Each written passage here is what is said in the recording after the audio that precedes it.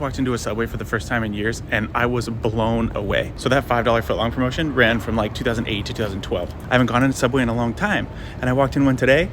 Most of the 6-inch sandwiches are $9 to $10. Most of the footlongs are $15 to $17.50. This used to be like the cheapest lunch you could buy. I could afford this on minimum wage. I could afford it when I was an intern on a stipend that wasn't even equivalent to minimum wage. So the Fed's inflation target is 2% per year. Make no mistake, that means they're stealing 2% of the purchasing power of your money every year. But let's find out just how much they're actually missing that mark by. If you say the average price of a footlong today in 2025 is $16.25, and the promotion of the $5 footlong ended in 2012-ish, that's roughly a 9.5% inflation rate per year. It's a cumulative inflation rate of 225%. I don't think people always understand what inflation really means. Price inflation is wage deflation. They're two sides of the same coin. It's nothing more than a loss of purchasing power of every dollar you earn. A 225% cumulative inflation rate in 13 years means prices have more than tripled. Something cost $1 in 2012, it would cost $3.25 in 2025. The value of your dollar has shrunk to less than a third of what it was 13 years earlier. Again, that's on the cheapest lunch you could possibly find. So I've been in enough of these discussions to know most people will say it's corporate greed.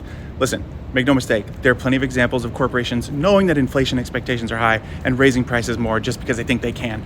I have no interest in absolving corporations of blame. What's important to me is you have to understand the real underlying systemic issue, which is our money. Subway ran that promotion for more than 4 years. They didn't keep the price of a footlong at $5 just to be magnanimous. They did it because they were making so much money off it. It was hugely successful. The primary reason they had to discontinue the promotion because their costs were rising, also due to inflation. Of course, my phone deleted the second half of the video.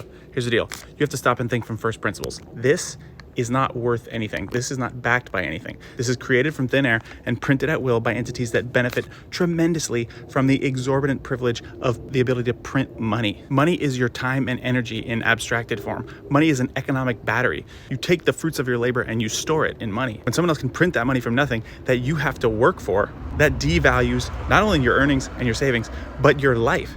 Your time and energy, the two most finite resources you have on this planet. Increasing the money supply causes inflation. Inflation erodes the purchasing power of your earnings, erodes your savings, fuels economic instability, disincentivizes saving, incentivizes taking on debt, incentivizes misallocation of capital, tremendously benefits those who have first access to the newly printed money, tremendously benefits those who own assets, i.e. the people at the very tippy top, at the expense of everyone else, drastically exacerbating wealth inequality.